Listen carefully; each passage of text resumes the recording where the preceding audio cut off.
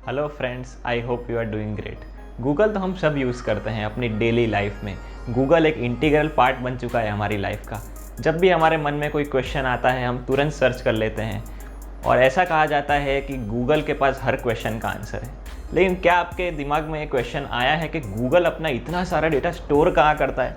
अगर हम बात करें अपने फ़ोन की या किसी पेन ड्राइव के डेटा की, 32 GB, 64 GB या 128 GB तक होती है। लेकिन इतने सारे क्वेश्चन के आंसर और इतना सारा डेटा गूगल एक्चुअली रखता कहाँ है, वही जानने वाले हम इस वीडियो में। साथ में मैं कुछ फन फैक्ट्स के बारे में बताऊंगा, तो बने रहिएगा आखिर तक।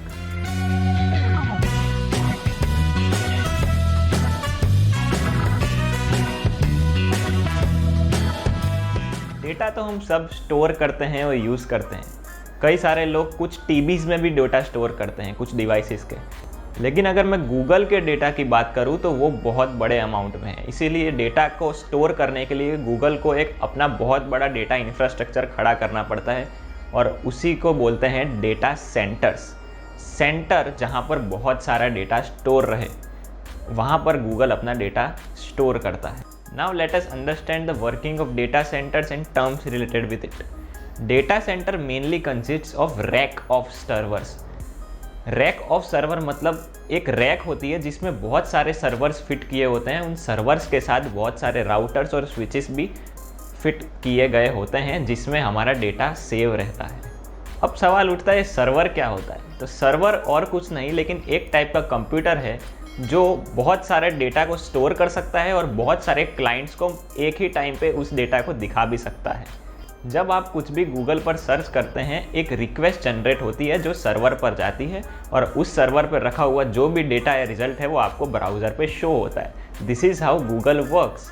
There are many type of servers: DNS servers, mail servers, database servers, proxy servers, web servers, print servers etcetera. Now question arises, हमें डेटा सेंटर्स की ज़रूरत क्या है या सर्वर्स की ज़रूरत क्या है? हम अपनी वेबसाइट अपने कंप्यूटर पे क्यों स्टोर ना कर लें?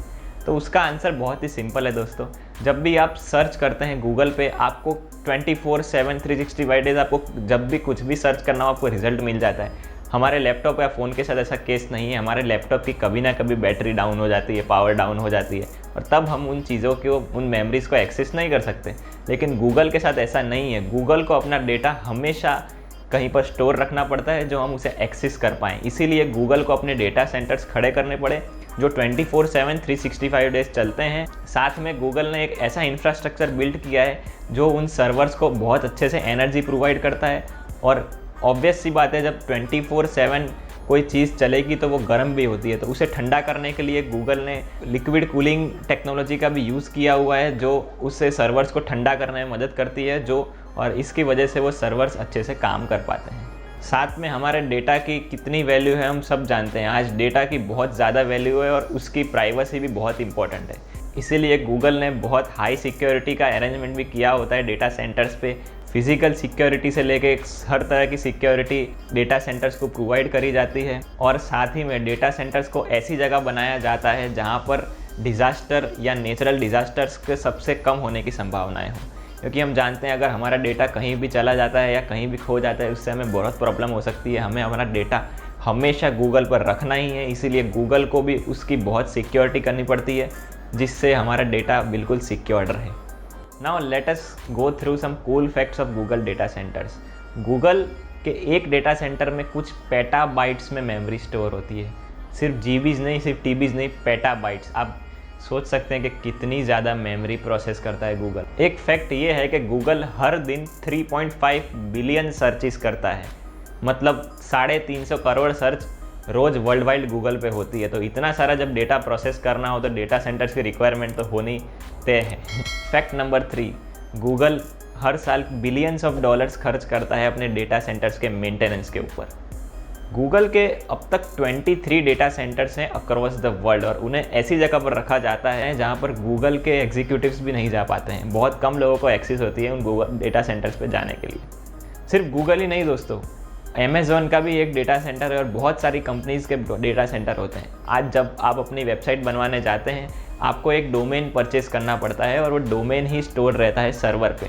आपको हर साल कुछ एनुअल फ़ी चार्ज करनी पड़ती है क्योंकि गूगल को भी बहुत सारा पैसा लगता है अपने डेटा सेंटर्स को मेंटेन करने में, तो ऑब्वियसली वो हमारे जैसे क्लाइंट से भी पैसा ज़रूर लेगा, क्योंकि उन्हें भी अपने पैसों की नेसेसिटीज़ को पूरा करना रहता है। बाय 2030 गूगल का प्लान है शिफ्ट होने का कार्बन फ्री एनर्जी पे अपने डेटा सेंटर्स को चलाने के लिए। हम सब जानते हैं कि जब भी एनर्जी की रिक्वायरमेंट होती है, बहुत सारा पॉल्यूशन होता है और बहुत सारा कार्बन एमिशन होता है। इसीलिए गूगल टारगेट कर रहा है कि वो 2030 तक अपने सारे के सारे जो डेटा सेंटर्स है उसको कार्बन फ्री एनर्जी से चलाएं। तो ये था कुछ आज का वीडियो दोस्तों। आई hope you found this video informative. कैसा लगा नीचे कमेंट्स में बताइएगा, और कोई सजेशन हो मेरे लिए, कुछ किस टॉपिक पर मैं वीडियो बनाऊं उसके बारे में बताना हो तो भी मुझे नीचे कमेंट्स में बताइएगा। अब तक अगर आपने मेरे चैनल को सब्सक्राइब नहीं किया तो डू सब्सक्राइब इट, एंड अच्छा लगा तो लाइक करो, and I will see you in the next one. Till then take care.